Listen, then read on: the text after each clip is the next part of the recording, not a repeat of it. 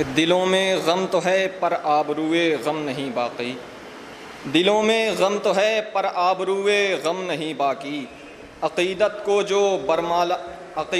جو برماتا ہے وہ ماتم نہیں باقی، ہماری آنکھ میں تہذیب کا زمزم نہیں باقی، ہماری آنکھ میں تہذیب کا زمزم نہیں باقی، پے تعمیر امت کوشش پے ہم نہیں باقی، پے تعمیر امت کوشش پے ہم نہیں باقی، میں اخلاص کا حاصل ریاکاری نہ بن جائے، میں اخلاص کا حاصل ریاکاری نہ بن جائے، میں ڈرتا ہوں عزاداری اداکاری نہ بن جائے، میں اخلاص کا حاصل ریاکاری نہ بن جائے، میں ڈرتا ہوں عزاداری اداکاری نہ بن جائے، عجب حالت ہے حر بننے کی تیاری نہیں کرتے، عجب حالت ہے حر بننے کی تیاری نہیں کرتے، عزائے شہ کے مقصد سے وفاداری نہیں کرتے، بظاہر جاگتے ہیں کارے بیداری نہیں کرتے، بظاہر جاگتے ہیں کارے بیداری نہیں کرتے،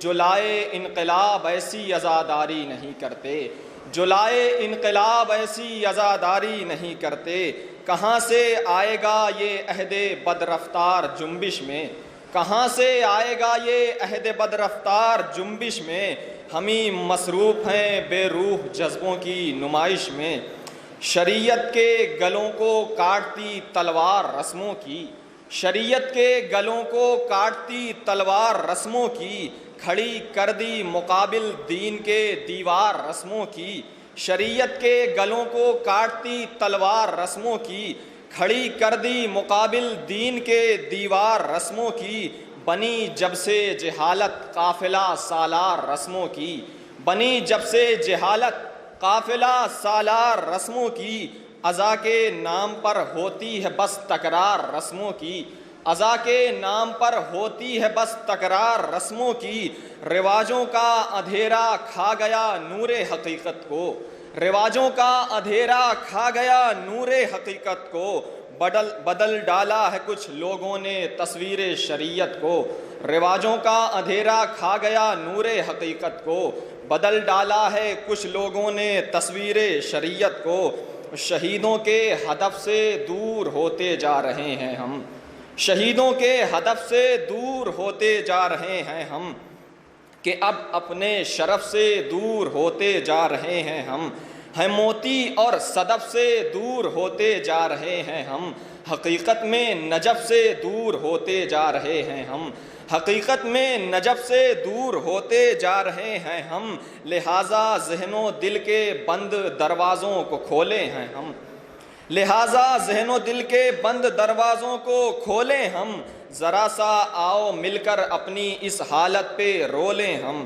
لہٰذا ذہن و دل کے بند دروازوں کو کھولے ہیں ہم، ذرا سا آؤ مل کر اپنی اس حالت پہ رو لیں ہیں ہم، بنا اعمال کے آنسو سے جنت مل نہیں سکتی، بنا اعمال کے آنسو سے جنت مل نہیں سکتی، اگر کردار میلا ہو تو عزت مل نہیں سکتی، اگر کردار میلا ہو تو عزت مل نہیں سکتی، کسی ملت کو بس نعروں سے راحت مل نہیں سکتی، کسی ملت کو بس نعروں سے راحت مل نہیں سکتی، فقط رونے سے مقصد کو حفاظت مل نہیں سکتی، فقط رونے سے مقصد کو حفاظت مل نہیں سکتی، سنو رسموں کے ریگستان میں سر مت کھپاؤ تم، سنو رسموں کے ریگستان میں سر مت کھپاؤ تم، حسینی ہو تو میدان عمل میں آگے آؤ تم، حسینی ہو تو میدان عمل میں آگے آؤ تم، علی اکبر کے جذبوں کی حرارت ہو جوانوں میں، علی اکبر کے جذبوں کی حرارت ہو جوانوں میں، برائے دین حق شوق شہادت ہو جوانوں میں، علی اکبر کے جذبوں کی حرارت ہو جوانوں میں، برائے دین حق شوق شہادت ہو جوانوں میں، گناہوں سے بچیں اتنی شجاعت ہو جوانوں میں، گناہوں سے بچیں اتنی شجاعت ہو جوانوں میں، علی کے علم کی تقسیم دولت ہو جوانوں میں، علی کے علم کی تقسیم دولت ہو جوانوں میں، جہاں ایسی عزاداری کے کچھ آثار ملتے ہیں، جہاں ایسی عزاداری کے کچھ آثار ملتے ہیں وہاں سوئے ہوئے افراد بھی بیدار ملتے ہیں، جہاں ایسی عزاداری کے کچھ آثار ملتے ہیں وہاں سوئے ہوئے افراد بھی بیدار ملتے ہیں۔ محرم نام ہے خود کو برائی سے بچانے کا، محرم نام ہے خود کو برائی سے بچانے کا، محرم نام ہے تاریکیاں دل سے مٹانے کا، محرم نام ہے خود کو برائی سے بچانے کا، محرم نام ہے تاریکیاں دل سے مٹانے کا، محرم نام ہے حر کی طرح سر کو جھکانے کا، محرم نام ہے حر کی طرح سر کو جھکانے کا، محرم نام ہے شبیر کے لشکر میں آنے کا، محرم نام ہے شبیر کے لشکر میں آنے کا، ہمارے غم منانے کا اگر ہر ڈھب حسینی ہو، ہمارے غم منانے کا اگر ہر ڈھب حسینی ہو، زمانے بھر کی ہر ایک قوم کا مذہب حسینی ہو، ہمارے غم منانے کا اگر ہر ڈھب حسینی ہو، زمانے بھر کی ہر ایک قوم کا مذہب حسینی ہو۔ نعرہ صلوات۔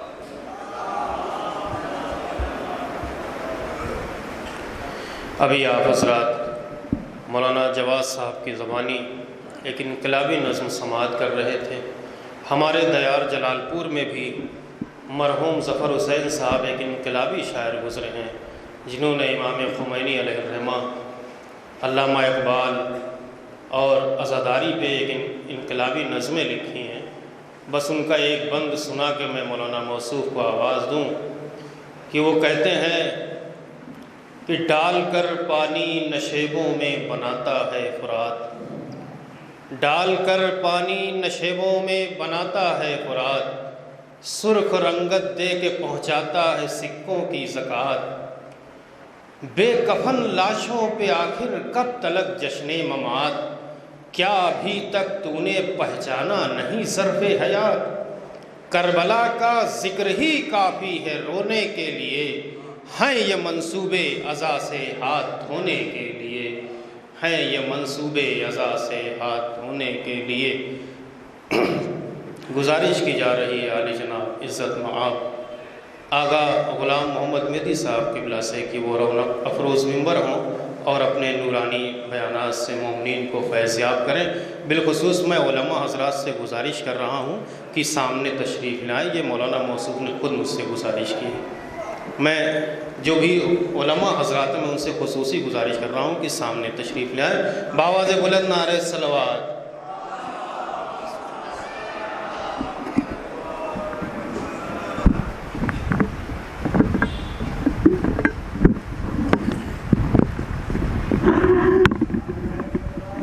تھوڑا نزدیک لگا دیں، اس کو لگا دیں، ممبر سے لگا دیں۔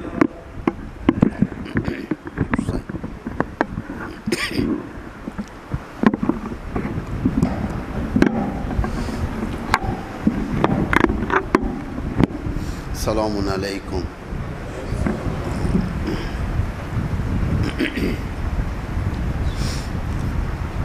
اعوذ باللہ من الشیطان الرجیم، بسم اللہ الرحمن الرحیم، الحمد للہ رب العالمین، والعاقبۃ للمؤمنین والنار للملحدین، والصلاة والسلام علی سیدنا و نبینا و حبیب الہنا و طبیب نفوسنا ابی القاسم المصطفیٰ محمد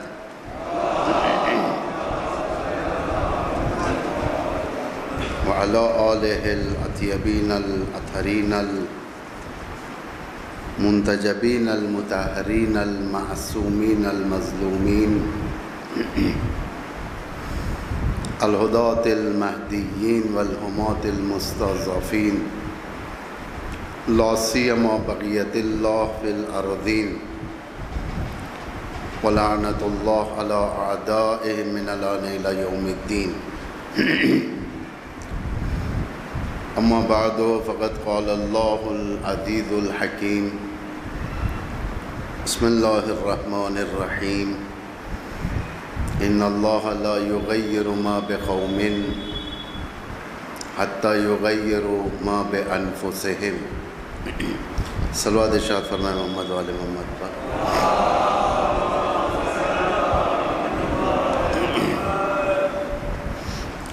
دین جو پروان چڑھا ہے بالخصوص اس صدی میں، 20ویں صدی میں اور 21ویں صدی کی ابتدا میں، اب جو چل رہی ہے 21ویں صدی چل رہی ہے، یہ دین 80% کا پروان چڑھنا جوانوں کے کاندھوں پر ہے۔ آپ کو معلوم ہونا چاہیے کہ سن 1910 یا 1911 میں اس وقت ایک تبصرہ کرنے والے نے، ایک رائٹر جسے کہا جاتا ہے، لکھنے والے نے اپنی کتاب میں لکھا کہ ہماری پلاننگ اس طریقے سے ہے دنیا میں، 20ویں صدی کے انت تک اسلام دوسرے مذاہب کے طرح دم توڑ دے گا۔ یہ اپنی کتاب میں لکھا ہے۔ دم توڑ دے گا کیا مطلب؟ جس طریقے سے دوسرے مذاہب دم توڑ چکے ہیں، یہ بھی مذہب دم توڑ دے گا۔ مذہبی جنگیں بہت ہوئی ہیں دنیا میں، جنگ آپ دیکھتے ہیں، ہندوستان خود اس کا شکار ہے، مذہبی جنگوں کا شکار ہے، کیونکہ دشمن کا بہترین ہتھیار مذہب ہے۔ سپاہی بھی اس مذہب کے ذریعے سے بنتے ہیں، سپاہی، فکر کی جنگ، فکری سپاہی۔ مثال کے طور پر ایک گروہ ہوگا خود شیعوں کے اندر، وہ زیادہ شدت پسند ہوگا، وہ اپنے سپاہی تربیت کرے گا، کس کے ذریعے سے؟ ممبر کے ذریعے سے۔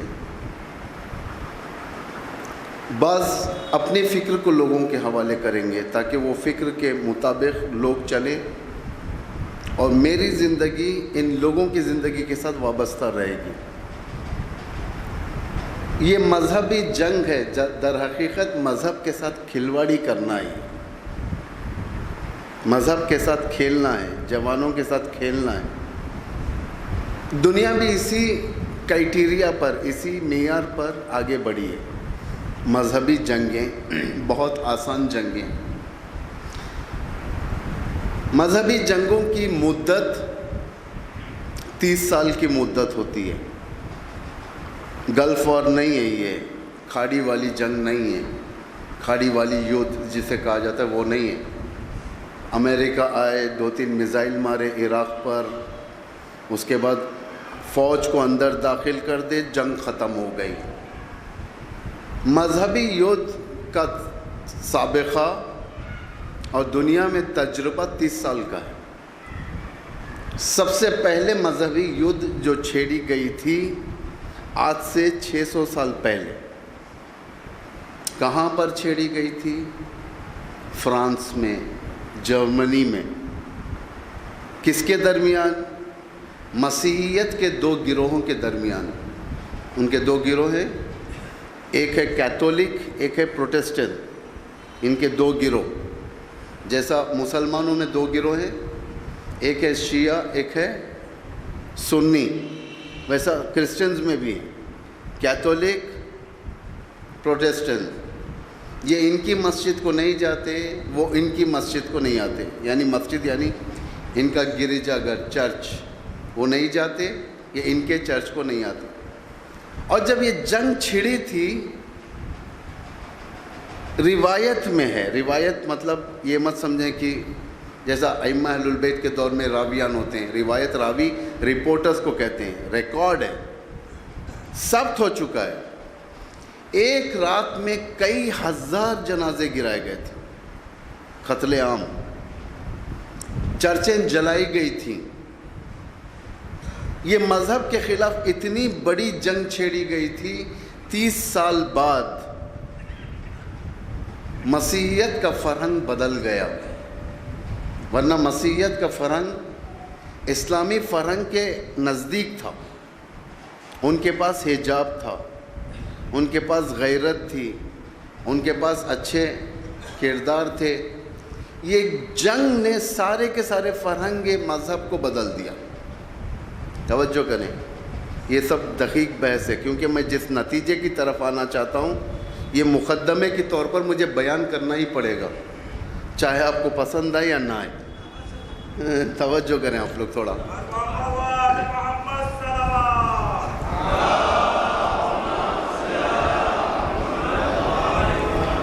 تو اس میں 30 سال بعد ایک لڑکی جو اپنا دامن اوپر سے لے کر اپنے ٹخنوں تک رکھا کرتی تھی، اس کا دامن پہلی مرتبہ دنیا نے دیکھا کہ گھٹنوں تک آ گیا، گھٹنوں تک آ گیا. ایک مسیحیت جو اپنے گلے میں یا اپنے ہاتھ میں مسیحیت کی علامت لے کر پھرا کرتا تھا، مسیح جوان، اس نے نکال کر پھینک دیا. ایک نن یا یوں کہا جائے کہ ایک مسیح عورت جو اپنے سر پر حجاب رکھا کرتی تھی، پہلی بار دنیا نے دیکھا کہ اس نے اپنے سر سے حجاب ہٹا دیا. جو دشمن نے یہ آگ لگائی تھی جنگ مذہبی کی، دشمن خوش ہو گیا. کیا کہہ کر خوش ہوا؟ آج ہم کامیاب ہو گئے.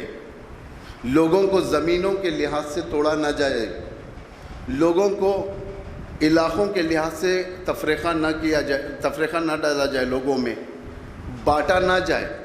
سب سے بہترین چیز، ایک جگہ کہیں پر بھی مذہب کو آگ لگ جائے، ساری دنیا میں مذاہب جلنا شروع ہو جائیں گے. اور یہی سیاست مسلمانوں کے ساتھ کب شروع ہوئی؟ 2011 میں.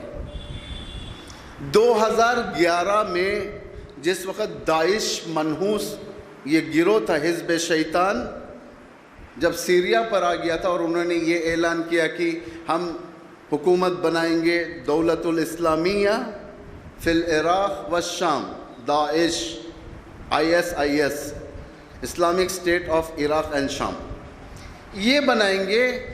توجہ کریں یہاں سے. اب آپ بہت انٹرسٹنگ بحث ہے یہ. اسے اگر ہم ضائع کر دیں گے تو ہمارا مقصد ہمیں معلوم نہیں ہوگا کہ کیا ہے. اس وقت سابق وزیر خارجہ امریکہ کا جان کیری، اس سے پہلے والی وزیر خارجہ ایک عورت جو کالی عورت جس کا نام میرے ذہن میں تھا لیکن زبان پر نہیں آ رہا ہے، کنڈولیزا رائس، اور دیگر جو مذہبی جنگ کو کرانے میں ایکسپرٹس تھے، انہوں نے یہ اعلان کر دیا کہ جنگ مذہبی، یہ 30 سالہ جنگ مذہبی شام کے وادی میں شروع ہو چکی ہے. 30 سال کی جنگ مذہبی، یعنی 30 سال کے بعد شام کاملاً غیر اسلامی ہو جائے گا. جیسا یورپ کا حال، یورپ کے اندر جو غیر اسلامی ایتھسٹ یا یوں کہا جائے کہ بے دینی، آج فرانس کے اندر پیغمبر کی توہین کی جاتی ہے. فرانس کا صدر کہتا ہے کہ آزادی کلام ہے، آزادی بیان ہے، لکھنے کی آزادی ہے. یہ سب چیزوں کو آزادی کے ماتحت لا کر ایک جنگ دینی کو انہوں نے چھیڑ دیا. جنگ دینی یہ صرف ایک مقام پر نہیں رہے. جنگ دینی بہت ساری جنگیں تھیں. پہلے کوئی ایسا موقع نہیں تھا جہاں پر ایک حاکم حکومت کرے سیکولر کے نام پر. آپ نے تاریخ میں کہیں بھی نہیں دیکھا ہوگا. ہمیشہ جو بھی حاکم آواز اٹھایا حکومت پر آنے کے لیے، وہ ایک دین کا نعرہ لے کر حکومت پر آیا. بعد میں ختم ہوا، اب دوبارہ پھر شروع ہو گیا. ہندوستان میں خود جب اب جو حکومت بنتی ہے، اب کوئی سیکولر نعروں پر نہیں بنتی، دینی ویلیوز کے اوپر حکومتیں بنائی جاتی ہیں. کیونکہ دنیا جانتی ہے کہ آخر الزمان میں ہر انسان، وہی انسان آخر الزمان تک پہنچے گا جس کے پاس دین ہوگا. جس کے پاس دین ہے وہ آخر الزمان کا کھلاڑی نہیں ہے. اس آخر الزمان کے اس میدان کے اندر ہر مذہب ایک دوسرے سے جنگ کرتے ہوئے ہارتے ہوئے آج صرف 2 مذہب اس میدان کے اندر آ کر ٹک چکے ہیں، اور دونوں کا نعرہ ایک ہے. جیسا جوان بچے جانتے ہیں کرکٹ میچ ہوتا ہے, فٹ بال میچ ہوتا ہے, کئی ٹیمز آتی ہیں کھیلنے کے لیے, ایک دوسرے کو شکست دیتی ہے, دیتی آخر میں 2 ٹیم کس میں آتی ہے, کہیں فائنلز میں آ جاتی ہیں. 2 ٹیم, اس میں سے ایک کو جیتنا ہے. آج اس ریس کے میدان میں, اس دین کے میدان میں صرف 2 دین آج میدان مقابل میں آ چکے ہیں.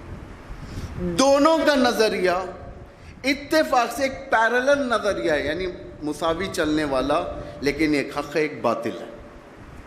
باطل والا نظریہ, جیسا کہ میں نے آپ سے کہا تھا, ایک مثلث جو میں نے 2 یا 3 تقریر پہلے آپ کے سامنے بیان کیا تھا, ایک مثلث, آنکھ کے نیچے بادشاہ کے نیچے 13 مضبوط سیاسی پریوار, اس کے نیچے 300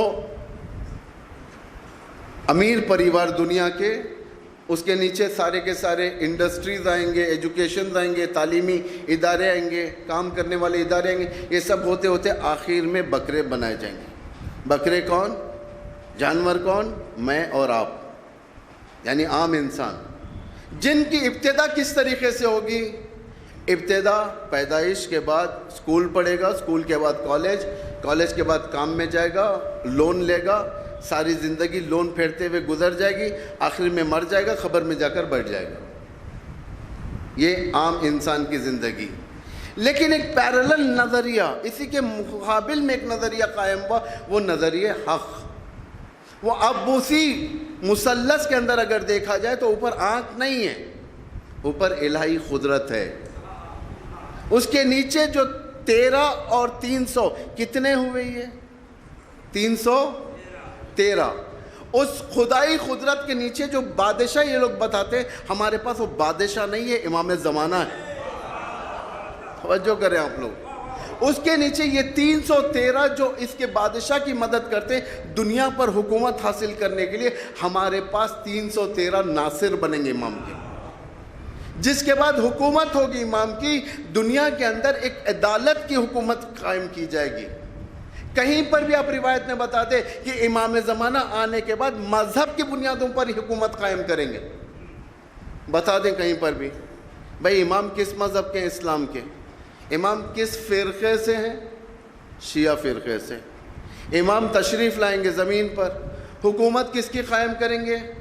ہم کہیں گے شیعوں کی. نہیں, امام شیعہ حکومت قائم ہی نہیں کریں گے. اس لیے کہ اگر روز اول امام یہ ڈکلیئر کریں گے خانہ کعبہ کے پاس, آ جاؤ میری حکومت میں, میری حکومت شیعہ حکومت ہے, پکی شیعہ حکومت ہے, کوئی امام کی حکومت میں نہیں آئے گا. اس لیے کہ کہے گا کہ جس طریقے سے آپ کا مذہب ہے, ہمارا مذہب ہمیں پیارا ہے, ہمارا مذہب ہمارا دین ہمیں پیارا ہے, آپ کا دین آپ کو پیارا ہوگا. اس لیے امام ایک کامن پلیٹ فارم پر, جہاں پر سب کا نظریہ ایک ہو جاتا ہے, یعنی عدالت کا نظریہ قائم کریں گے. حکومت کیسی ہوگی امام کی؟ عدالت کی حکومت ہوگی, نہ کہ شیعت کی حکومت. وہ اور بات ہے, عدالت کی حکومت سے جب ایک کرسچن مانوس ہو جائے گا, ہندو مانوس ہو جائے گا, برہمن مانوس ہو جائے گا, دلت مانوس ہو جائے گا, اور سارے مذہب مانوس ہوں گے, اس کے بعد یہ لوگ شیعت کے اندر آئیں گے. خدا کیا کہتا ہے؟ یدخلون فی دین اللہ افواجا, یہ لوگ فوج در فوج اسلام میں داخل ہوں گے. یہ کب ہوگا؟ اس وقت ہوگا اس دنیا کے اندر جس وقت فرہنگ اسلام تشکیل دیا جائے. تو آج 2 مذہب آ چکے ہیں اپنے فرہنگ کو تشکیل دینے کے لیے, دونوں کا نظریہ یہ ایک ہے. یہود کہتا ہے کہ ہم بھی ساری دنیا پر حکومت کریں گے.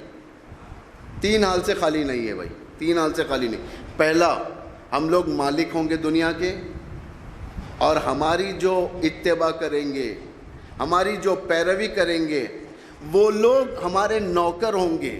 ان کا سٹیٹس کیسے ہوگا؟ ان کی مثال گھوڑوں جیسی ہوگی. یعنی جو یہود کی خدمت کریں گے وہ گھوڑے جیسی مثال, ان کو ایک سٹیبل دیا جائے گا, ایک آدمی رکھا جائے گا اس گھوڑے کی خدمت کرنے کے لیے, وقت پر کھانا دینے کے لیے. اور تیسرا گروہ ہمارا دشمن, جس کا مقام زمین کے اوپر نہیں بلکہ زمین کے نیچے. یہ جنگ عظیم شروع ہوئی. اسی جنگ کے اندر, اسی کے ساتھ, یعنی اسی جنگ کے ساتھ انہوں نے ایک جنگ فرہنگی شروع کر دی، کلچرل وار جسے کہا جاتا ہے انگریزی میں، جنگ فرہنگی، تمدن کے خلاف۔ یعنی اس طریقے سے لوگوں کو بتا دو، اس طریقے سے لوگوں کے ذہنوں پر حکومت کرو کہ یہ کلچرل وار کے اندر غلام بن جائیں۔ 3 قسم کی حکومت پائی جاتی ہے۔ ایک حکومت جسموں پر، جسم پر حکومت کرنا، کس کے ذریعے سے؟ گن کے ذریعے سے، تلوار کے ذریعے سے،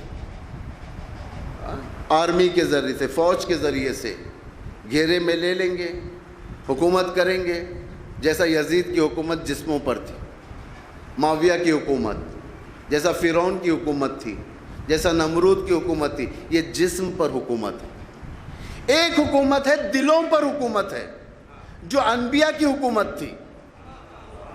موسیٰ تلوار کے ذریعے سے حکومت نہیں کیے تھے، آ کر دل پر حکومت، اخلاق کے ذریعے سے۔ ائمہ کی حکومت، امام علی حکومت جس طریقے سے کرتے تھے دلوں پر، آپ نے سنا ہے روایتوں میں، مختلف خطیب و ذاکرین کی زبان سے آپ نے سنا ہے، ان کی حکومت تلواروں سے جسم پر ہوتی تھی اور اماموں کی حکومت دلوں پر ہوتی تھی، اس لیے کہ دل جیتا کرتے تھے۔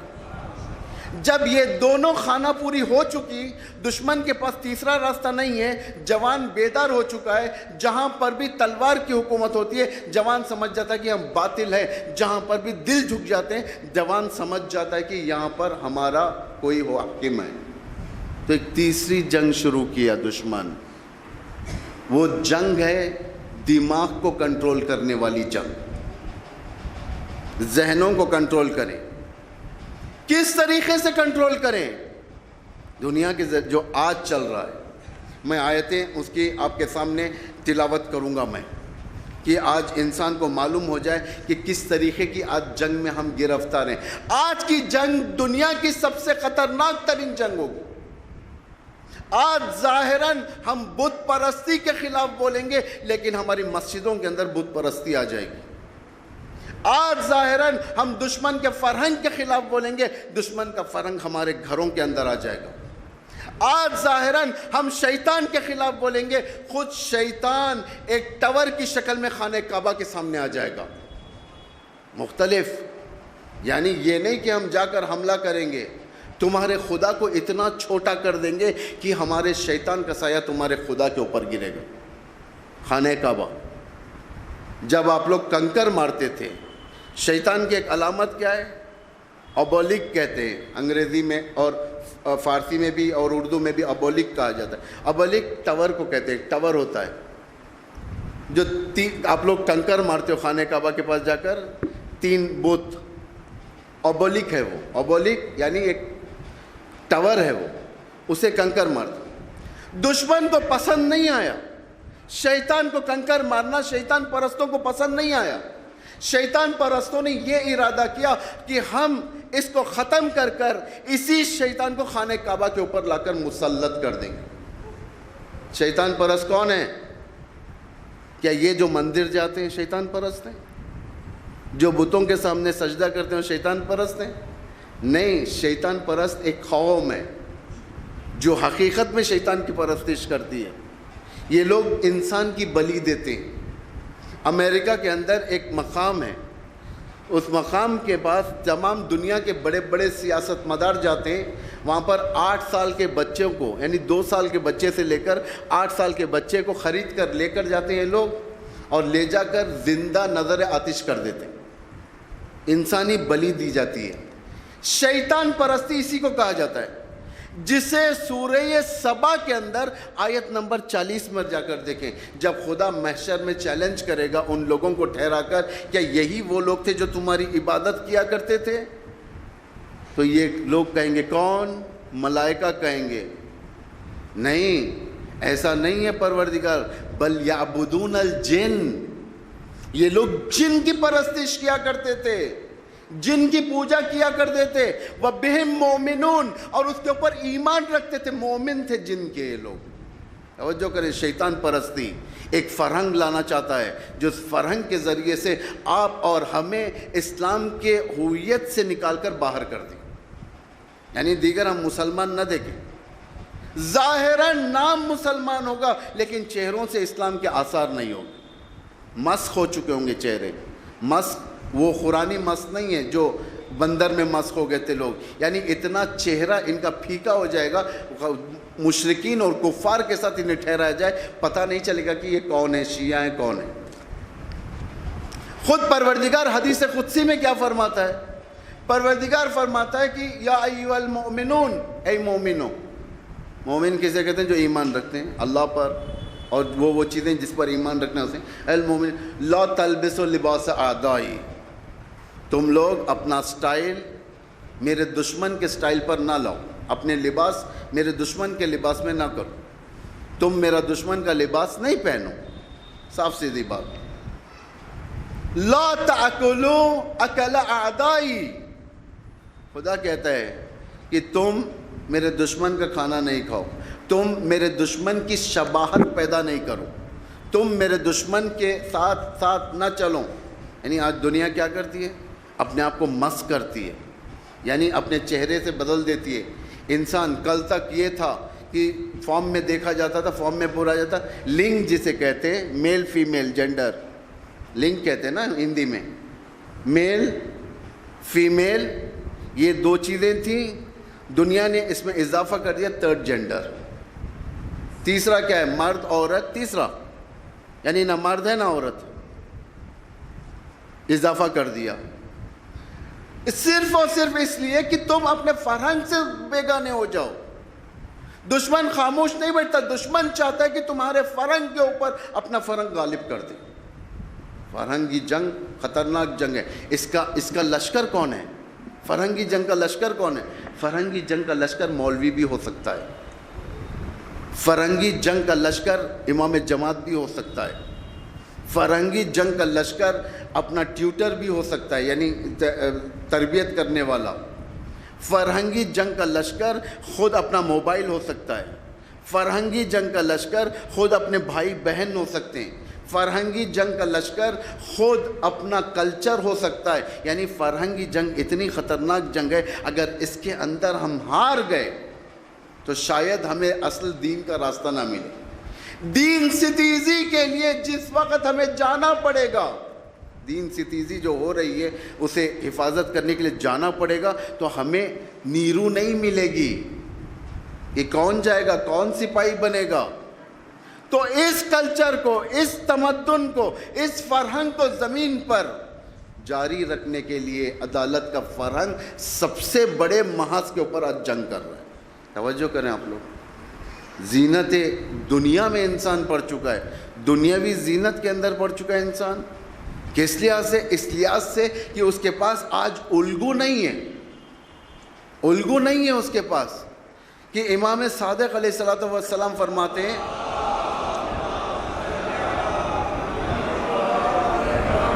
علیک بالاحداث فانہم اسرع الی کل خیر، جوانوں پر کام کرو، کیونکہ جوان آج دین کی امید ہیں، وہ ہر کار خیر کو جلدی ایکسیپٹ کریں گے، جلدی قبول کریں گے۔ جوان کے اندر وہ نیرو پائی جاتی ہے۔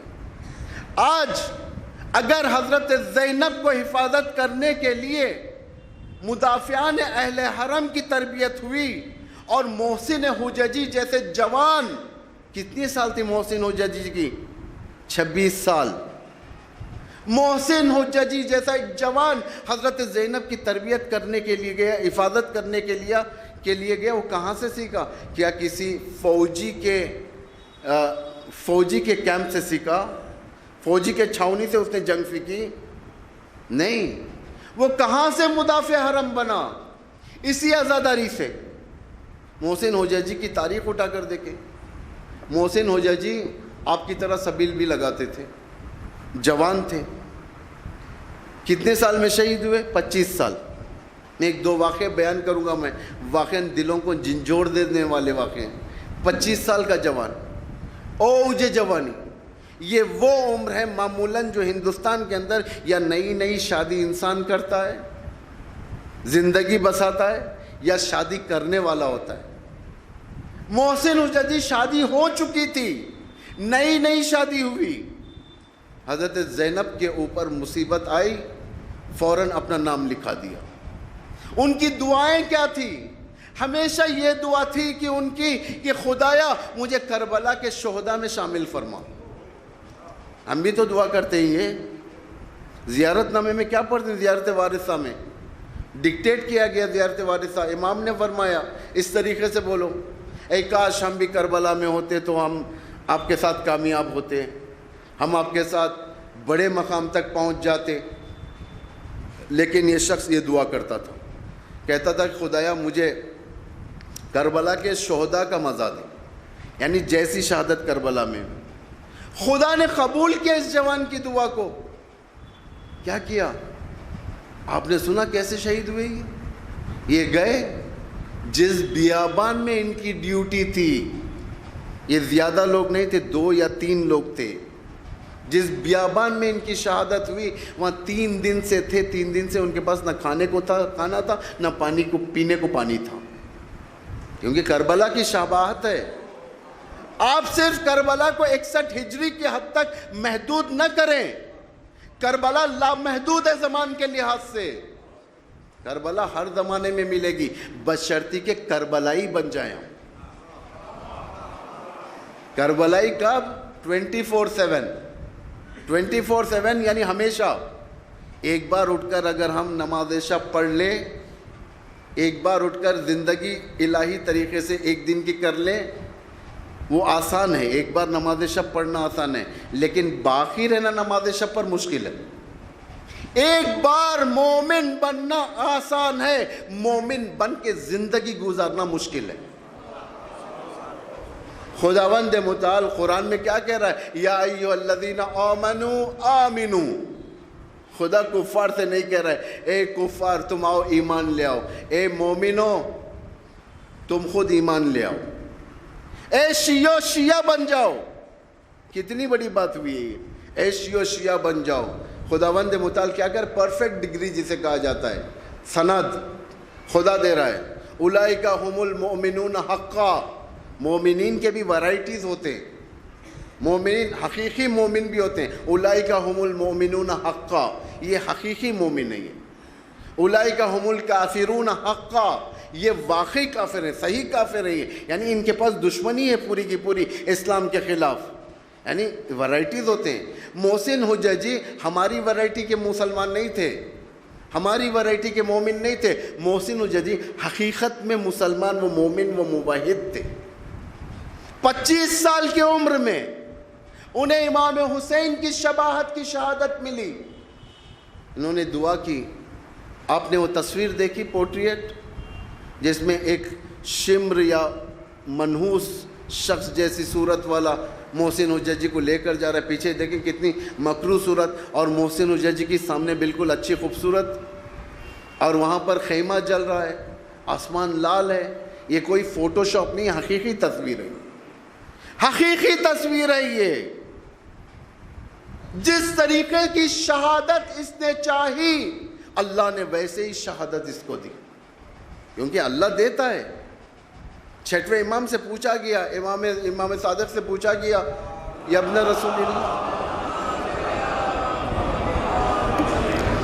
رسول اللہ ہم تو کربلا میں نہیں تھے، تو ہم کیسے کربلا کا ثواب حاصل کریں گے؟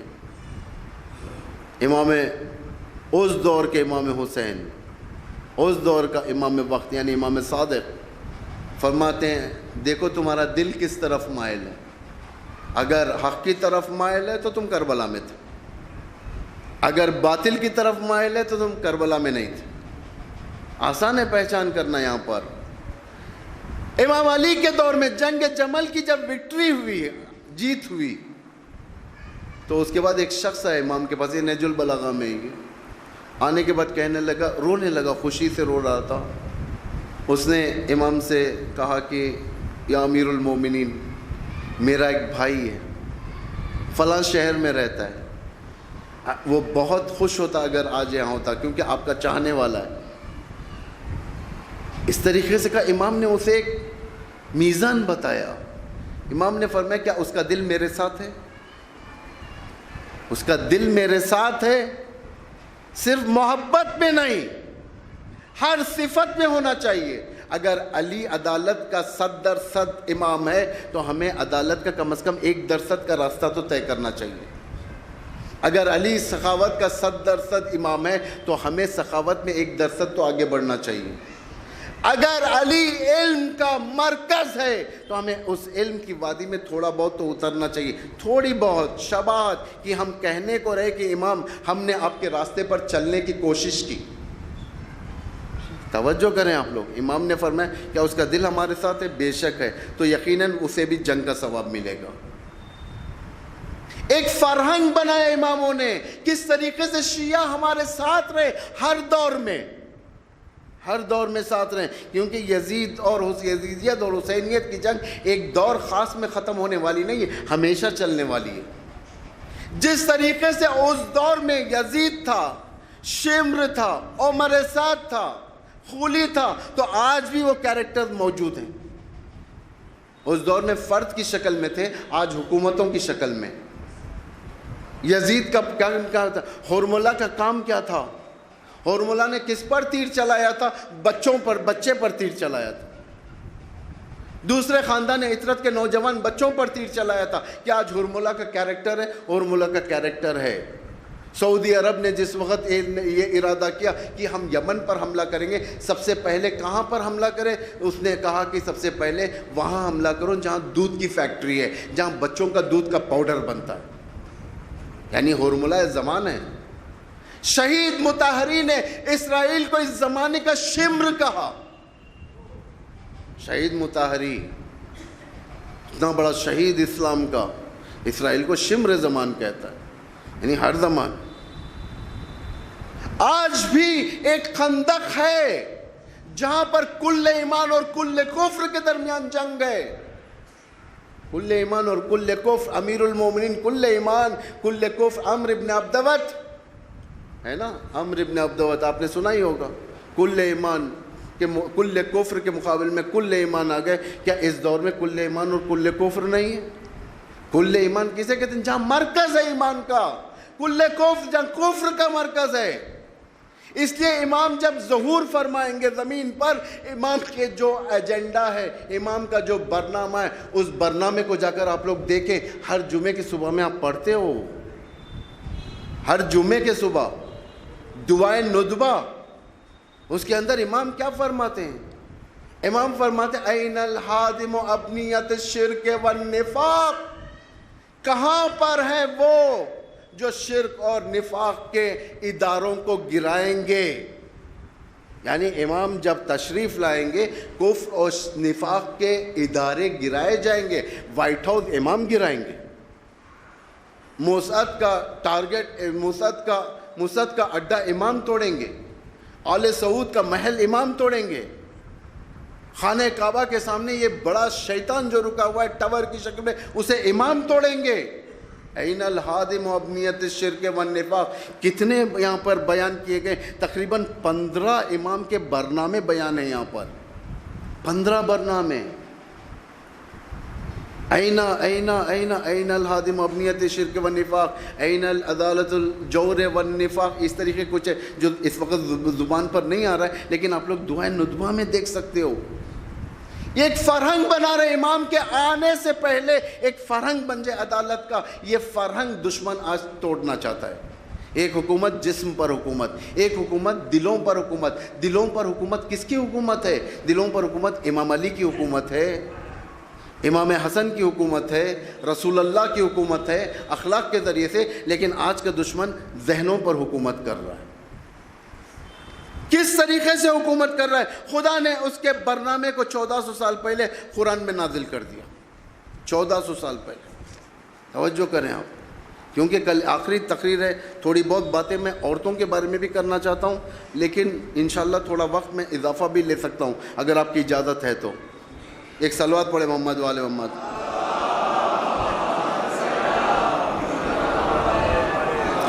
فکر پر حکومت یعنی ہمارے ذہنوں پر حکومت جو دشمن نے یہاں پر جاری کیا تھا وہ یہ تھا کہ اس کی عمر کے مطابق کے آلات کے ساتھ اس کے ذہن کو تسخیر کیا جائے. تسخیر یعنی آپ کا ذہن ہوگا لیکن میں ہائی جیک کروں گا. آپ کے ذہن پر میں کنٹرول کروں گا. آپ کے ارادے ہوں گے لیکن وہ ارادے میرے کنٹرول میں آ جائیں گے. قرآن تقسیم بندی پہلے ہی کر چکا ہے. بچوں کو آج کیا ہے, بچوں کے ذہن کیسے کنٹرول کرتے ہیں؟ کارٹونز کے ذریعے سے, گیمز کے ذریعے سے. کیسے کارٹون کنٹرول کیسے؟ پہلے زمانے نے دیکھا کہ کس طریقے سے ہم اس بچے کو ہم سمجھیں کہ یہ ہماری تقلید کر رہا ہے. کون؟ ہالی ووڈ. آج کس کی تقلید ہوتی ہے بھائی سب سے زیادہ؟ بتائیں آپ لوگ, جواب دیں, کس کی تقلید ہوتی ہے آج؟ آپ کہیں گے آیت اللہ سیستانی کی, آیت اللہ خامنئی کی, شیعوں میں. کاملاً اگر دیکھا جائے تقلید عملی طریقے سے, بعض لوگ ہمارے پاس تقلید کرتے ہیں, نام کی تقلید, صرف پوچھنے کے لیے بھائی کس کی تقلید؟ سیستانی صاحب کی تقلید میں ہوں, خامنئی صاحب کی تقلید میں ہوں, فلاں مکارم صاحب کی تقلید میں ہوں. عملاً تقلید کس میں ہے؟ یا سیاست مدار کی تقلید ہے یا اداکار کی تقلید ہے. یہ دو آج مائنڈ کنٹرول یعنی ذہن کے اوپر کنٹرول کرنے کا آلہ بنے ہوئے. سب سے پہلے بچوں کے لیے, ہمارے بچپن کا واقعہ ہے یہ, یا لوگ جانتے ہیں, بچوں کو تسخیر کیا جاتا, دیکھا جاتا تھا کہ یہ بچہ کتنا تیز ہے, کہاں تک اپنا ٹائم دے سکتا ہے, ایگزیکٹ ٹائم یعنی صحیح ٹائم آ کر بیٹھ جانا. اسپائڈر مین, سپر مین, اس کے بعد نہ جانے کیا کیا مین آئے, اور ایک منحوس پروگرام بھی آیا تھا شکتیمان. شکتیمان اس کو انہوں نے عملی طور سے بچوں کے ذہنوں میں ڈالا. کپڑے بیچے جاتے تھے, لوگ جا کر خریدتے تھے, کپڑے پہنتے تھے, بچوں میں شکتیمان بننے کی خواہش ہونے لگی. پھر وہ دوسرے مالے پر جاتے تھے, شکتیمان کی طرح کودتے تھے. ہندوستان کے اندر کئی موتیں. دنیا کو اندازہ ہو گیا کہ ہاں یہ بچے ہمارے مائنڈ کنٹرول میں آ گئے, ہمارے ذہن, ان کے ذہن ہمارے تصرف میں آ گئے, ہم ان سے کچھ بھی کر سکتے ہیں. گیمز کے ذریعے سے کتنی خودکشیاں ہوئی. ایک پب جی جو گیم نکلا تھا آپ کا, اتنا شیطانی گیم تھا, اس نے بڑے بڑے گناہ کروا دیے. ماں کی پیٹ پر لات مارنے رکھا بچے کو اس گیم نے, باپ کا گلا کاٹ دیا, بھائیوں کا ہاتھ کاٹ دیا, گھر کو جلا کر چلے گیا پب جی کھیلنے کے لیے. دشمن نے دیکھا کہ واقعاً یہاں پر مائنڈ کنٹرول ہو رہا ہے. بچوں کا جب برنامہ کامیاب ہو گیا تو یہ لوگ لڑکوں کی طرف آئے, لڑکوں کی طرف. لڑکے کیا ہے؟ جوان, نوجوان, جوان. تو کیا ہوگا جوانی میں؟ کیا چیز ضرورت پڑتی ہے؟ خواہشات جنسی, انٹرٹینمنٹ جسے کہا جاتا ہے, خوش گزرانیاں. ان کو کہاں پر زیادہ لگایا جائے کہ اچھا آج کا جوان شب قدر میں جاتا ہے, شب داریوں میں جاتا ہے, ماتم کرتا ہے, قرآن سر پر رکھ کر بک یا اللہ کہتا ہے, بے محمد کہتا ہے, بالحسن کہتا ہے, بالحسین کہتا ہے. ٹھیک ہے, ہم بھی ایک شب داری نکالیں گے, لیکن یہ شب داری مسجد کی نہیں, کلب کی ہوگی. وہاں پر قرآن نہیں, شراب دی جائے گی. وہاں پر قرآن نہیں, عورت کو حوالے کیا جائے گا. وہاں پر ائمہ کے اہل البیت کے نام نہیں, وہاں پر فحشا تمہیں دیا جائے گا. دیکھا دشمن نے کہ اس مقام پر لوگ کھنچتے ہوئے جا رہے ہیں. توجہ کریں آپ لوگ. خواتین کے لیے برنامہ نکالا, اس نے ایک ایسے سیریلز بنائے کہ خواتین آج ٹیلی ویژن کے دامن میں جا کر بیٹھ گئی کہ انہیں کریزی بنا دیا گیا, دیوانہ بنا دیا جاتا ہے کہ ایک سیریل آپ دیکھیں سالوں سال چلیں گے, اور وہی ٹائم, اور وہ ٹائم جو شوہر آنے کا ٹائم ہوتا ہے, بچوں کو کھانے کا ٹائم ہوتا ہے, یہ ٹیلی ویژن کے دامن میں جا کر بیٹھ جائیں گے. اس کے بعد اور بڑا, اور کیسے کنٹرول کیا جائے, بڑے لوگوں کو کیسے کنٹرول کیا جائے, پیسوں کے ذریعے سے, نشے کے ذریعے سے, پیسے کے, حکومت کے نشے کے, بزنس کے نشے کے ذریعے سے. اور کیسے کنٹرول کیا جائے, حکومتوں کو کیسے کنٹرول کیا جائے, اموال کے ذریعے سے, اسلحوں کے ذریعے سے. یعنی یہ برنامہ دشمن نے نکالا ساری دنیا کے لیے تاکہ دنیا کو اپنے قید میں رکھیں. اللہ نے 1400 سال پہلے قرآن میں نازل کر دیا. کیا کر دیا؟ خداوند متعال کہہ رہا ہے وَعْلَمُوا, جانے رہو. خدا کا لہجہ دیکھیں, قرآن میں خدا کے لہجے کو آپ سٹڈی کریں. کہ کیسا کیسا لہجہ ظالمین کے سامنے کیسا لہجہ ہوتا تھا پیغمبر کا، اللہ کیا کہتا تھا، ماں باپ کے سامنے کا لہجہ.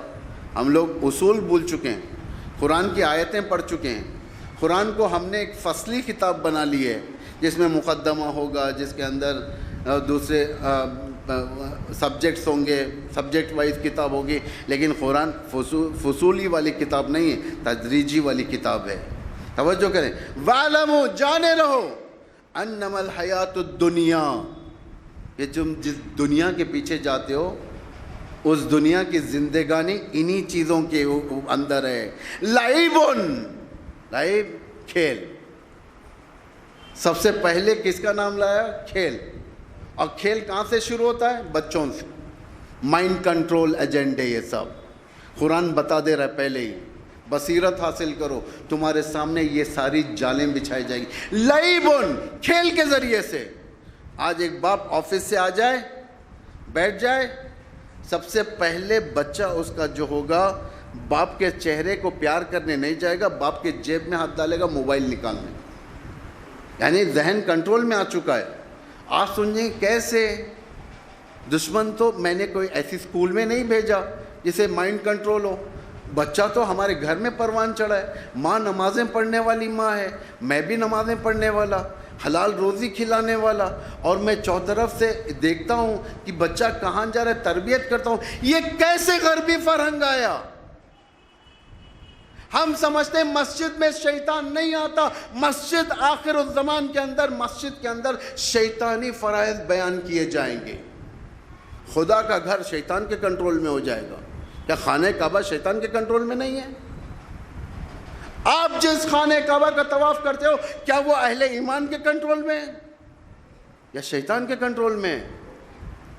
آج ہم ایمان کا دعویٰ کرتے ہیں تو دیکھو کہ ہمارا ایمان کہیں ایسا نہ ہو کہ جس میں کہا جاتا ہے رات کے اندھیرے میں کالے پتھر پر کالی چونٹی چلتی ہے، معلوم نہیں ہوتا. تمہارا ایمان اس طریقے سے اغوا کر لیا جائے گا. وَعَلَمُوا أَنَّمَا الْحَيَاةُ الدُّنْيَا، جس دنیا کی زندگانی تم چاہتے ہو، لعبٌ، کھیل ہے، وَلَہْوٌ، خوش گزرانی ہے. یہ دو وہ چیز ہیں جو آپ کو اور ہمارے کو امام سے دور کر سکتی ہے. امام قائم ہو جائے گا لیکن ہم دور ہو جائیں گے. سورہ جمعہ آخری آیت، وَإِذَا رَأَوْا تِجَارَةً أَوْ لَهْوًا انفَضُّوا إِلَيْهَا وَتَرَكُوكَ قَائِمًا.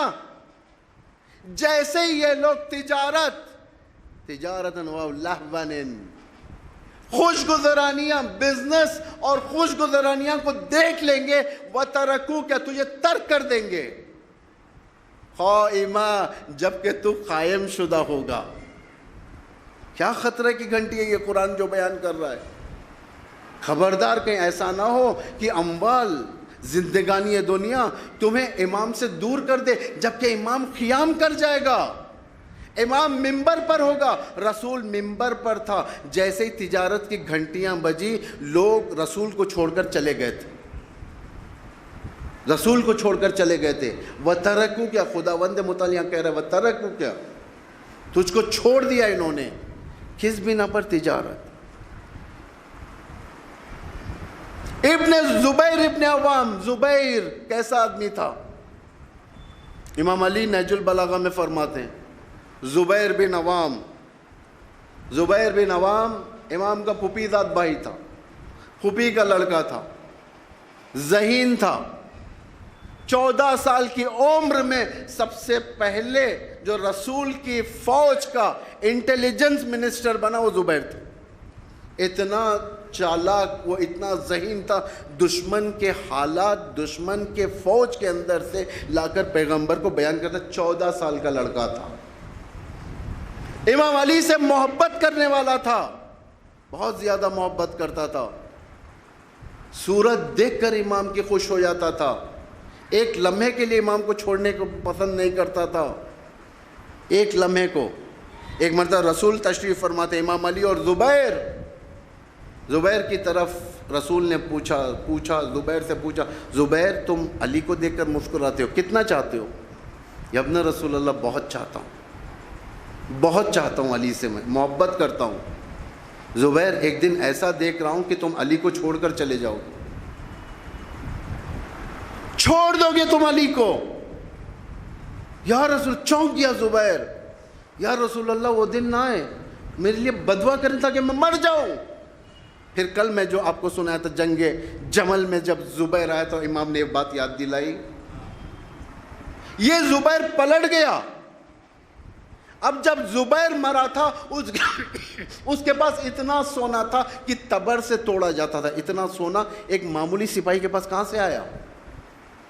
امام علی نہج البلاغہ میں فرماتے ہیں ما زال زبیر منا اہل البیت. نزدیک تھا کہ ہم زبیر کو وہی کہتے جو سلمان کو کہا تھا زبیر منا اہل البیت، یہاں تک کہ اس کا بیٹا سامنے آ گیا. سورہ منافقون کیا کہہ رہا ہے؟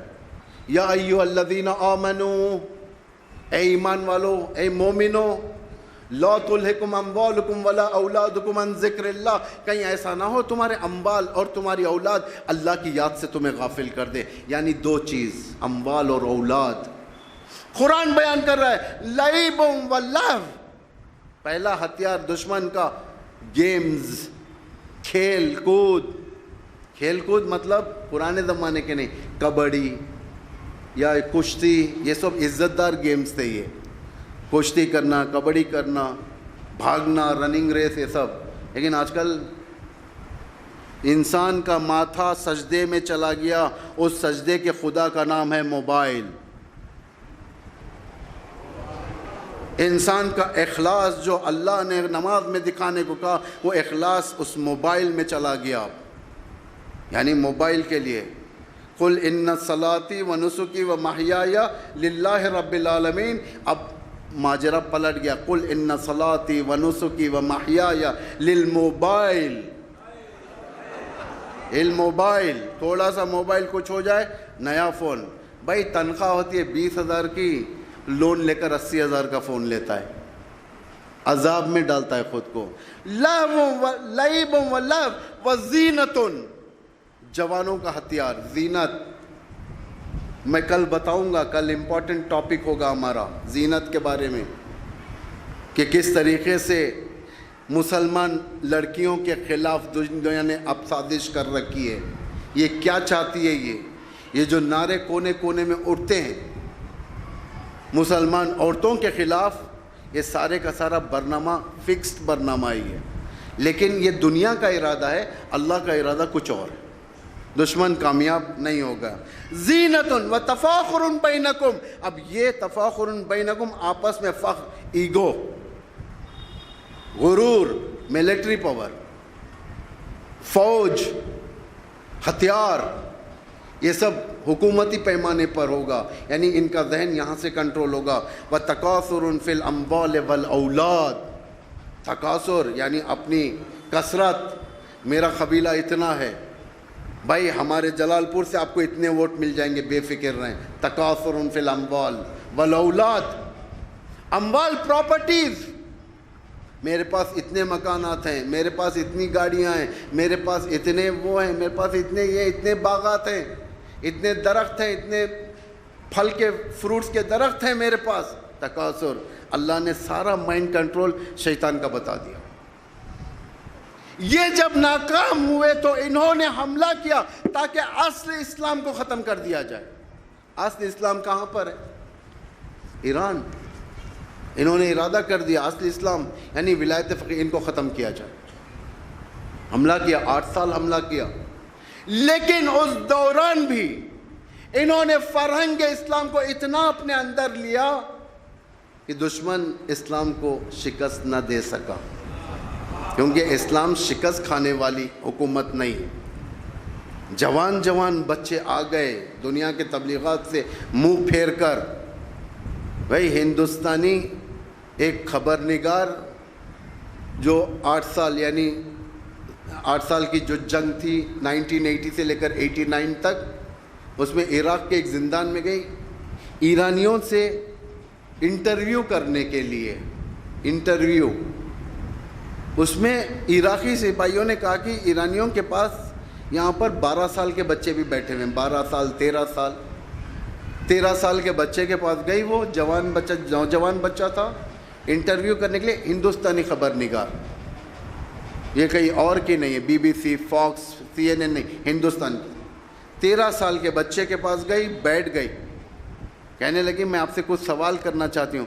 اس نوجوان بچے نے زندان کی حالت میں، جہاں انسان بےتاب ہو جاتا ہے، انسان دعائیں کرتا ہے جلد از جلد گھر بھیج دے، جہاں سے میڈیا کے ذریعے سے پیغام دیتا ہے اپنے رئیسوں کو، اپنے صدر مملکت کو، اپنے راشٹرپتی کو، اپنے وزیر اعظم کو کہ ہمیں بچا لو، اس مقام پر یہ 13 سال کا بچہ چہرہ پھیر لیتا ہے، کہتا ہے پہلے حجاب کرو بعد میں انٹرویو دوں گا۔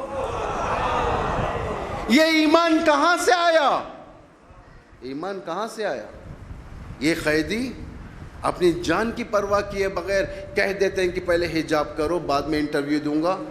یہی چند سال پہلے جس وقت ایران نے امریکن قیدیوں کو پکڑا تھا سمندر سے، سپاہیوں کو، یہ ٹی وی کے سامنے اپنے راشٹرپتی کے لیے رو رہے تھے، ہمیں چھڑا دو، ہمیں چھڑا دو۔ لیکن توجہ کریں، ایک واقعہ میں بیان کروں گا، آپ کی زحمت کو ختم کر دوں گا، بہت سے بہت 10 منٹ لوں گا میں، بہت سے بہت۔ توجہ کریں آپ لوگ، فا پروونسز بول کے عراق میں ایک مقام ہے، فا نام فا ہے، جہاں سب سے زیادہ پیٹرول نکلتا ہے، سمجھ رہے نا آپ، بہت بھاری مقام ہے۔ جنگ کے دوران وہاں پر امریکہ نے ریڈر رکھ دیا تھا۔ ریڈر یعنی اگر کوئی چیز اس کے اوپر سے گزرے گی، کوئی چیز گزرے گی، ان کے کمپیوٹر پر معلوم ہو جائے گا کہ یہاں سے کوئی چیز گزر رہی ہے، وہ فوراً گولی مارنا شروع کر دیں گے وہاں پر تاکہ مر جائے۔ اس آپریشن جو ایرانیوں نے کہا فا آپریشن، اسے کہتے ہیں والفجر 8۔ اس آپریشن کا نام والفجر 8۔ اس کے اندر گئے، آپریشن ہو گیا، آ گئے، 8 سال کی جنگ ختم ہو گئی، امام خمینی کی رحلت ہو گئی، صدام بھی ختم ہو گیا 2003 میں، ایران کے راستے کھل گئے عراق کے لیے، اور ایرانی جانے لگے عراق کو۔ روزے کی تیاری شروع ہو گئی بننا، امام علی کے روزے کے پیچھے صحن بننا شروع کر دیا۔ اس میں سے ایک انجینئر، ایرانی انجینئر جو حضرت زہرا کا صحن تعمیر کیا، وہ جا رہا تھا دیکھنے کے لیے، اپنا پروجیکٹ دیکھنے کے لیے جا رہا تھا۔ راستے میں اس کی گاڑی کے سامنے امریکہ کے سپاہیوں کی گاڑی آ گئی، اس کو روک دیا، سائیڈ میں جا رہا تھا، سائیڈ میں روک دیا، نے کہا اترو۔ امریکن سپاہی تھے، امریکہ کا جنرل تھا بڑا، اس نے اترا، ایرانی انجینئر۔ اس سپاہی نے کہا، جنرل نے کہا ایرانی انجینئر سے، تم 8 سال کی جنگ میں تھے؟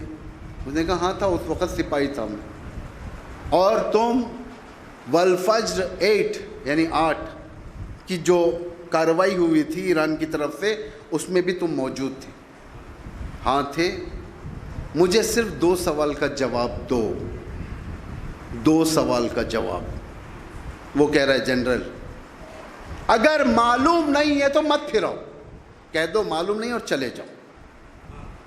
اس نے 2 سوال کیے، انہوں نے کہا کہ ٹھیک ہے معلوم نہیں ہے، میں چلے جاتا ہوں، چلے گئی، وہ بھی چلے گیا، جواب نہیں۔ تو یہ جو انجینئر تھے اس زمانے کے آپریشن کے ذمہ دار تھے، انہوں نے اپنے خاطرات میں بتایا، کہا کہ والفجر 8 کا جو آپریشن ہم نے کیا تھا عراق میں فا میں، تو 2 سوال یہ تھے کہ تم نے کون سے کپڑے پہنے ہوئے تھے جو ہمارے ریڈر میں نہیں آئے، ریڈر میں نہیں آئے، کون سے کپڑے پہنے تھے۔ اس کا دوسرا سوال یہ تھا کہ تمہارے پاس جو لڑکا ہے حسین فہمیدہ، 12 سال کا لڑکا جو ٹینک کے نیچے آ کر خود کو قربان کر دیا لیکن شہر کو بچا دیا، اس کی تصویر ایرانی کرنسیز میں بھی تھی، اور امام خمینی نے اسے اپنا رہبر بھی کہا تھا، امام خمینی نے فرمایا تھا وہ میرا رہبر ہے۔ یہ 12 سال کا بچہ جو حسین فہمیدہ ہے، اور کتنے اس طریقے کے تمہارے پاس ہیں؟ توجہ کریں، 2 سوال۔ اس نے کہا کہ میرے پاس اس کا جواب نہیں تھا اسے کہنے کے لیے، اس لیے کہ وہ نان مسلم تھا، غیر مسلمان تھا، کرسچن تھا، امریکن تھا، دشمن تھا، میں اسے بتا نہیں سکا، لیکن اس کا جواب میں یہاں دیتا ہوں کہہ کے انہوں نے خاطرات میں جواب دیا۔ پہلی چیز اس نے یہ سوال کیا تھا کہ کون سے کپڑے پہنے تھے تم جس میں ریڈر میں نظر نہیں آئے؟ تو اس نے کہا کہ ہمیں کپڑے پہننے کی ضرورت نہیں، ہم نے قرآن کی آیت ورد کرتے ہوئے آگے بڑھے جو سورہ ہود میں آیت ہے، سورہ ہود کی آیت نمبر 40، جس میں وَقَالَ ارْكَبُوا فِيهَا بِسْمِ اللَّهِ مَجْرِيهَا وَمُرْسَاهَا، ہے نا، سورہ ہود کی آیت ہے وَقَالَ ارْكَبُوا، خداوند متعال حضرت نوح سے کہتا ہے بسم اللہ کہہ کر سوار ہو جاؤ، یہ کشتی تمہیں لے کر جائے گی۔ تو یہ کہتے تھے کہ ہم یہ ورد کرتے ہوئے دھیرے دھیرے سے جاتے تھے کہ یہ ورد کا نتیجہ تھا کہ ہمارا وجود امریکہ کے ریڈرز میں ڈیٹیکٹ نہیں ہوا، یعنی دکھانے میں نہیں آیا، وہاں پر دکھانے میں نہیں آیا۔ اس کے بعد 12 سال کے بچے کا اس نے کہا کہ میں کیا جواب دوں اس سے، ہمارے پاس جب تک کربلا کا سانچہ ہے، ہمارے پاس جب تک حضرت قاسم کی قربانی زندہ ہے، اس طریقے کے بچے پیدا ہوتے رہیں گے۔ ثابت بھی کر دیا، کردار زینبی اس سے کہتے ہیں کہ اپنے بچوں کو حق کے راستے پر لگا دیں، اون و محمد کی طرح اپنے بچوں کو راہ قربانی کی طرف بھیجیں۔ کردار زینبی اس کو کہا جاتا ہے۔ یہ کتنا جذبہ دنیا کے اندر پھیل رہا ہے کہ آج دشمن پریشان ہے۔ آج دشمن کیوں پریشان ہے؟ بعض ایسے مقامات ہوتے ہیں جہاں پر عزاداری سے دشمنی کی جاتی ہے، بعض ایسے مقامات ہوتے ہیں جہاں پر عزاداری کے لیے پیسہ دیا جاتا ہے۔ ایک دشمن ایک طرف برات کر رہا ہے عزاداری سے، دوسری طرف پیسہ دے رہا ہے۔ جہاں پر برات کر رہا ہے سمجھو وہ عزاداری اس کے لیے خطرناک بنتی جا رہی، کیونکہ ہمارے دین کا کوئی شے آسان نہیں ہے۔ جس وقت بغداد کے اندر ایک انگریز سفیر آیا تھا، شام کا وقت اپنے چھت پر بیٹھ کر چائے پی رہا تھا، اذان شروع ہوئی مغرب کی، اس نے اپنے نوکر کو بلا کر پوچھا کہ کیا آواز ہے یہ؟ کہا کہ اذان ہے۔ اذان ہے، اس میں کوئی ہمارے لیے خطرہ تو نہیں ہے؟ جس میں خطرہ نہ ہو وہ دین ان کا اچھا دین ہے، اسے کہتے ہیں امریکن اسلام، اس لیے کہ اس میں خطرہ نہیں ہے، اس میں قربانیاں نہیں ہیں، اس کے اندر آسانیاں ہیں، اس کے اندر من پسند خواہشات ہیں۔ لیکن جس دین کے اندر خطرہ ہو وہ دین زینبی دین ہے۔ وہ حضرت زینب اپنے بچوں کو تیار کر کر بھیجے گی، حضرت فروہ اپنے بچے کو تیار کر کر بھیجے گی، علی اکبر تیار ہو کر جائیں گے، اس دین کا آخری فرد تک حسین سے دفاع کرے گا۔ وہ آخری فرد حضرت سکینہ بھی ہوگی۔ توجہ کریں، یہ کوئی معمولی دن نہیں ہے، کوئی معمولی ادا کے ایام نہیں ہے۔ یہ نہ جانے ان ایام نے کتنوں کے دلوں کو پلٹ دیا، نہ جانے یہ ایام جو عزاداری کے ایام ہے کتنے دشمنوں کو خورد کر دیا، نہ جانے یہ ایام کتنے لوگوں کو حسینی بنا دیا، نہ جانے یہ ایام کتنے لوگوں کو کربلا کے میدان میں، آج کی کربلا کے میدان میں بھیج کر شہید کروا دیا۔ کرسچنز بھی گئے ہیں، مدافعان حرم جو عراق کے اندر اور شام کے اندر جو جنگ کر رہے تھے اس میں کرسچنز بھی تھے۔ یہ کیا کربلا کی پیروی نہیں ہے؟ کیا کربلا میں کرسچن نہیں تھے؟ کیا کربلا میں سنی نہیں تھے؟ زہرقین کس مذہب کے تھے؟ عثمانی مذہب کے تھے۔ عثمانی مذہب جو آج سنی مذہب کہا جاتا ہے۔ اور کس مذہب کے تھے؟ عثمانی مذہب کے تھے، سنی جسے کہا جاتا ہے۔ عبداللہ ابن کعب، عبداللہ ابن وہاب کون تھے؟ یہ ماہ اصل کے جوڑے تھے، یہ شادی کر کر ہنی مون پر جانے والا جوڑا، جوان کرسچین۔ اب عبداللہ الحسین کو ایک مرتبہ ملاقات کیا، ماں اپنے سارے بچوں کو لے کر آ گئی، وہ بھی آ گیا، ساری زندگی کرسچینٹی میں گزار کر آخری وقت اب عبداللہ پر اپنے آپ کو قربان کر دیا، شیعہ بن گیا۔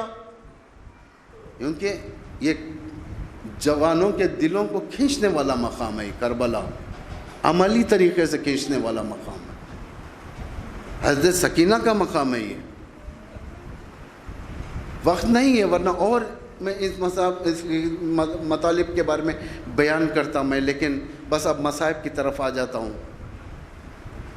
سب سے دردناک واقعہ کربلا کا، تاریخ کربلا میں حسین کی کمسن بیٹی کا تھا، جو مصائب جھیلتی ہوئی گئی. ایک صاحب عرفان تھے، انہوں نے نجف سے ارادہ کیا کہ میں کربلا جاؤں گا پیدل 40 کے موقع پر. یہ 40 کا موقع ہے. معمولاً آج سے لوگ نجف سے شروع ہوتے ہیں پیدل چلنا. خداوند اگلے سال کھول دے اور سب جائیں انشاءاللہ. یہ عارف باللہ کربلا کی طرف چلے. زوجہ نے کہا پانی رکھ لو. انہوں نے کہا پانی راستے میں مل جائے گا، بہت ساری سبیل ہے، موقب جسے کہا جاتا ہے، مل جائے گا. لیکن پیاس شروع ہوئی، یہ آگے بڑھے کسی موقب کے پاس پانی پینے کے لیے. وہاں جا کر پانی پوچھا، اس نے دیکھا پانی ختم ہو چکا ہے. آقا پانی ختم ہو گیا ہے، ابھی آنے وقت ہوگا. تو کہنے لگے ٹھیک ہے میں آگے جا کر پی لیتا ہوں. آگے بڑھے، آگے کی موقب اور پیاس بڑھنے لگی. آگے کے موقب کے پاس پہنچے، دیکھا کہ وہاں کوئی نہیں ہے، پانی بھی نہیں ہے. بڑھتے بڑھتے بڑھتے گئے. 90 کلومیٹر جانا پڑتا ہے نجف سے کربلا تک. ایک قطرہ پانی نہیں ملا. ان کی پیاس آتش میں تبدیل ہو گئی. آنکھوں کے سامنے اندھیرا پن آنے لگا. کربلا کے نزدیک وہ گھٹنوں کے بل بیٹھ گئے. اب نہ چلا جا رہا تھا، پیاس برداشت نہیں ہو رہی تھی. صدائے غیبی آئی. غیب سے ایک صدا آئی، یہ نہیں معلوم آسمان سے آئی یا دل کے اندر آئی، الہام و پتہ نہیں کیا تھا. یہ کیا تمہیں کربلا کی پیاس کا احساس ہوا؟ انہوں نے سر ہلایا، ہلا کر کہا پیاس کا احساس ہو چکا ہے. رونے لگے، کربلا کو یاد کر کر گریہ کرنے لگے. کہا کہ کربلا بڑی یاد آ رہی ہے، کیا تم کربلا دیکھنا چاہتے ہو؟ اس عالم بزرگوار فقیہ صاحب عرفان نے کہا یقیناً میں کربلا دیکھنا چاہتا ہوں. زمین پر کربلا کا پردہ چلا. پھر آواز آئی بتاؤ کربلا میں کون سا حصہ تم دیکھنا پسند کرو گے؟ اس عالم بزرگوار نے کہا وہ حصہ جس وقت خیمے جلائے جا رہے تھے، تاکہ میں دیکھوں کتنی مظلومیت تھی حسین کی بیٹی کی. دیکھا لشکر جا رہا ہے، خیمے جلا رہا ہے، چھوٹے چھوٹے بچوں پر تعزیانے لگائے جا رہے تھے. حسین کی کمسن بچی گرتی تھی، سنبھل کر جاتی تھی. ایک مرتبہ اس جلے ہوئے خیمے کے اوپر گر گئی، دامن جل گیا، تیزی سے جھٹکنے لگی، آگ کو جانے لگی. دشمن آ کر روکا، تماچے لگایا، گوشوارے چینا. ان سے دیکھا نہیں گیا، خدایا بند کر دے. کیونکہ بے کسی تھی، مظلومیت تھی، دیکھا نہیں جا سکتا تھا. یہ بڑا ظلم تھا. یہ کس پر؟ ایک 3 سالہ بچی پر. آپ بھی باپ ہیں، آپ کے گھر میں بھی بیٹیاں ہیں. جب آپ سفر پر جاتے ہیں تو چھوٹی چھوٹی بچیاں کیا کرتی ہیں؟ آ کر لپٹ لیتی ہیں نا، جانے نہیں دیتی ہیں آپ کو. نہیں بابا آپ یہیں پر رک جائیں. لیکن آپ کے پاس بہانہ ہے، جواب ہے کہنے کے لیے بیٹی میں اتنے دن میں آنے والا ہوں. جب حسین کی بیٹی نے حسین کو لپٹا، اب حسین کیسے کہے بیٹی میں نہیں آنے والا؟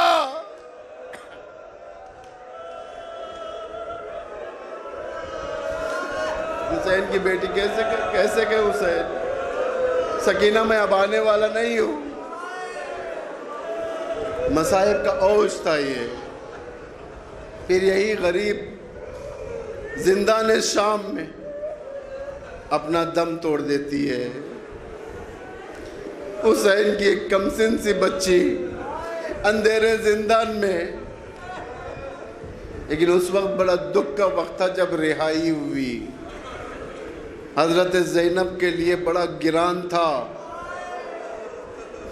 آخر میں آئے پھوپھی اور بھتیجے زندان میں خدا حافظی کے لیے، 40 کے لیے پہنچنا تھا کربلا. آئے بڑا گریہ کیا. اب کون ہے اس کی قبر پر شمع جلائے؟ اب کون ہے اس کی قبر کے پاس آ کر بیٹھے؟ زینب نے شاید کہا ہو اے میرے بھتیجے چلو، پھر واپس میں آؤں گی، ہمیشہ کے لیے اپنا گھر بساؤں گی. حالات بدل چکے تھے. حضرت زینب سفر شروع ہوا، کربلا میں پہنچی. بس یہ آخری جملے، مصائب کے آخری جملے، اس کے بعد آپ کی زحمت تمام. دیکھیں حضرت زینب کا مرثیہ کس طریقے سے کربلا پہنچ گئی. کس پر؟ قبر بھائی کی قبر پر، قبر ابا عبداللہ پر پہنچ گئی. آ کر ٹھہر گئی. کہنے لگی بھیا قبر سے اٹھو. بھیا ایک وہ وقت تھا عصر عاشور جب میں مقتل میں آئی تھی، آپ کے جنازے کو نہیں پہچانا، نہ سر تھا نہ کپڑے تھے. میں دیکھتی رہ گئی میرا بھیا کہاں ہے. بھیا اٹھو، آج آپ اپنی زینب کو نہیں پہچانو گے. دن کی دھوپ اور رات کی اوس نے زینب کو بوڑھا کر دیا. زینب بدل گئی. بھیا اٹھو، سکینہ کو زندہ میں چھوڑ آئی.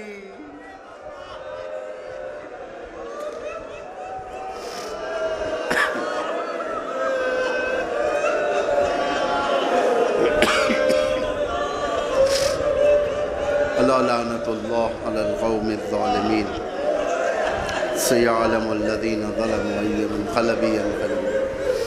خداوند اسلام و مسلمین کی حمایت و نصرت فرما. جہاں جہاں پر بھی مومنین ہیں ان کی جان مال عزت آبرو کی حفاظت فرما. پرچم اسلام و مسلمین کو روز بروز سربلند فرما. پرچم کفر و نفاق کو سرنگون فرما. دشمنان اسلام کو ذلیل و رسوا فرما. آل سعود کو نابود فرما. مکے اور مدینہ کو آل سعود کے نجس پنجوں سے آزاد فرما. علماء اعلام مراجع تقلید بالخصوص ولی امر مسلمین کو طول عمر عطا فرما. امام کے ظہور میں تعجیل فرما. ہم سب کو ان کے اعوان و انصار اور ان کے شیعوں میں سے قرار فرما. ماتم حسین.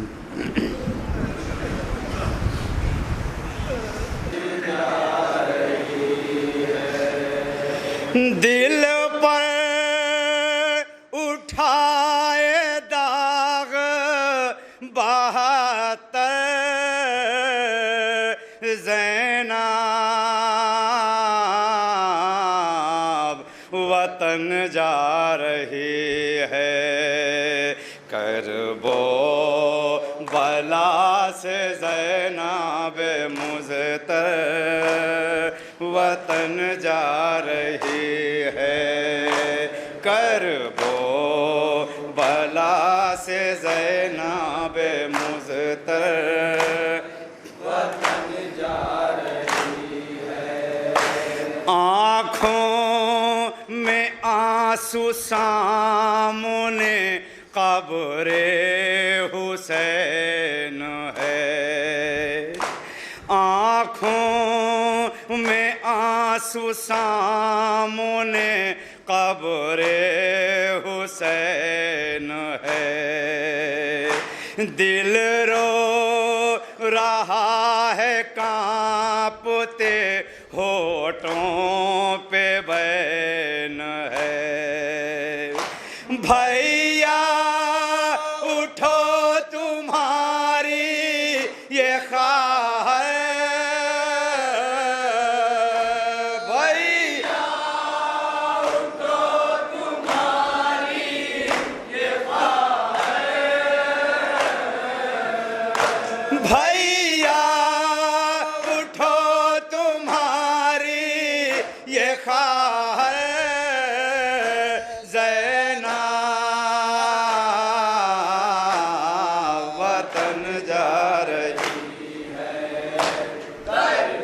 جناب زینب اپنے بھائی کی لہر پہ کیا بن کر سنیں گے؟ توجہ کا طالب ہوں.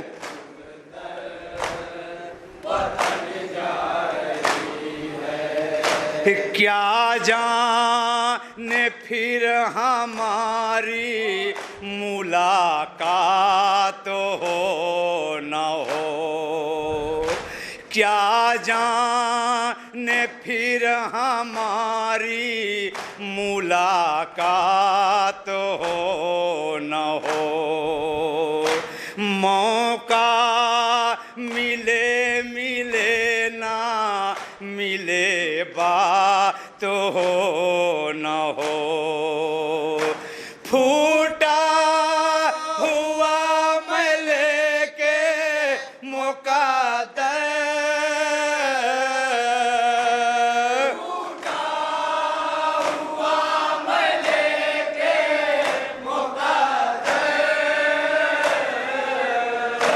پھوٹا ہوا میں لے کے مقدر، زینب وطن جا رہی ہے،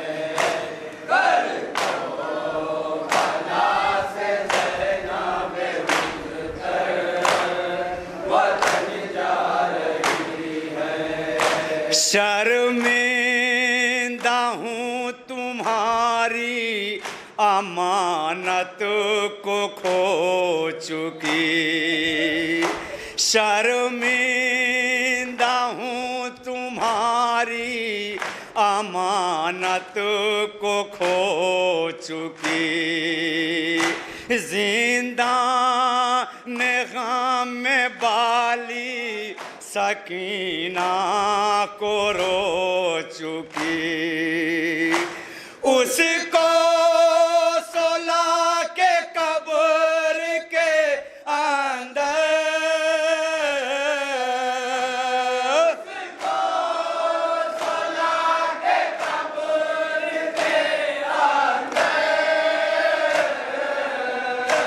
اس کو سولا کے قبر کے اندر، زینب وطن جا رہی ہے۔ اپنے بھیا عباس کو مخاطب کر کے جناب زینب کیا کری، سنیں گے توجہ کا طالب ہوں۔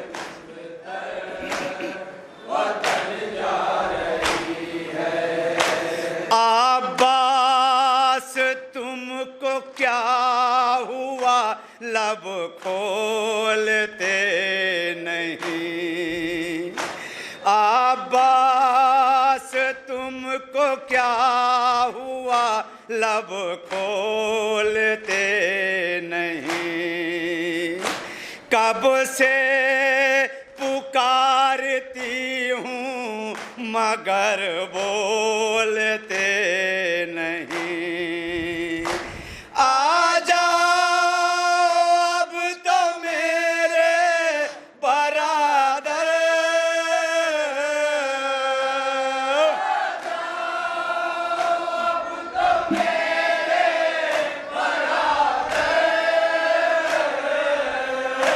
آ جاؤ اب تو میرے برادر، زینب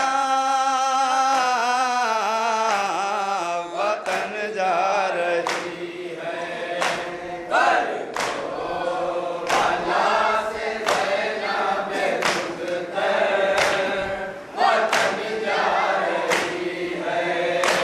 کڑی الجمان اے علی اکبر جواب دو، کڑی الجمان اے علی اکبر جواب دو، صغرا سے کیا کہوں گی میں دل بر جواب دو، جب پوچھے گی وہ مجھ سے لپٹ کر،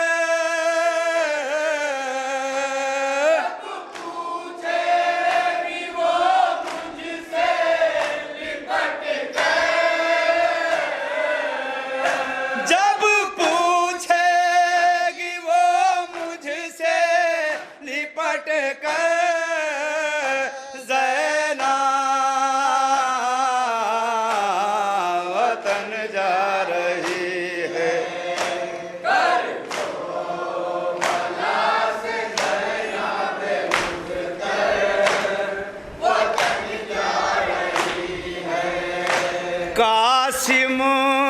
कहाँ पे सोते हो कुछ तो करो ख्याल।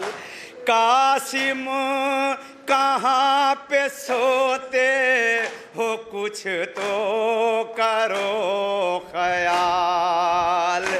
कुबरा का हाल देखा नहीं जाता मेरे लाल। सर पर दुल्हन के डाल दो चादर,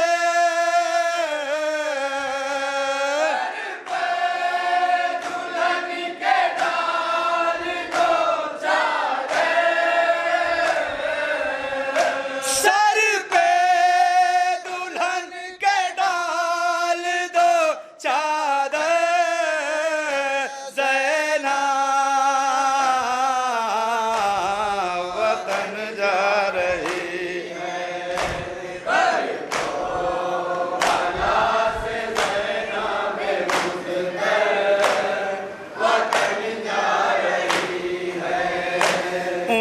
मेरो बाप खूं भरा कुर्ता लिए हुए। मेरो बाप खूं भरा कुर्ता लिए हुए। रोती है एक जला हुआ झूला लिए हुए। आजा हुमा के गोद में असगर,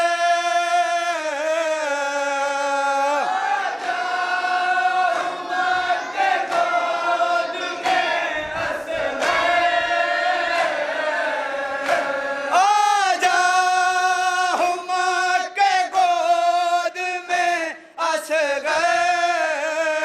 ज़ैना वतन जा रही है।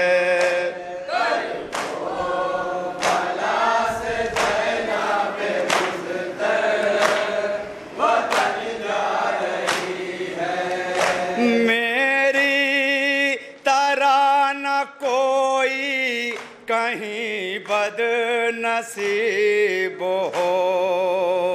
मेरी तरह न कोई कहीं बदनसीब हो।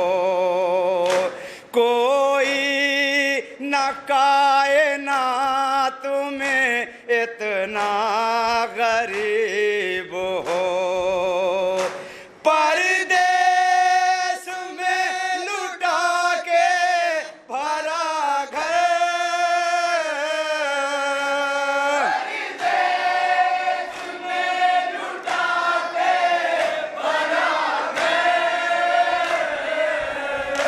परदेस में लुटा के भरा घर।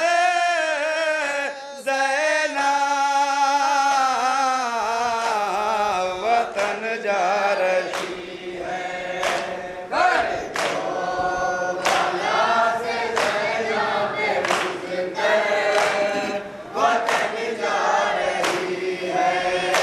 भाई की कब्र छोड़ के तन्हा बहन चली।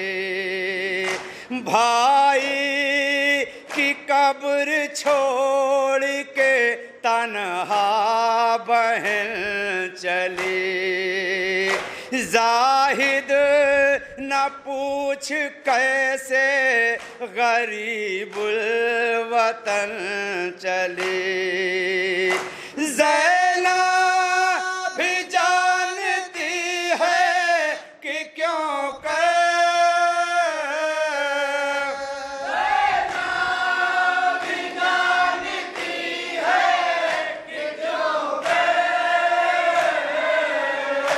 ज़ैना भी जानती है कि क्यों कर। ज़ैना वतन जा रही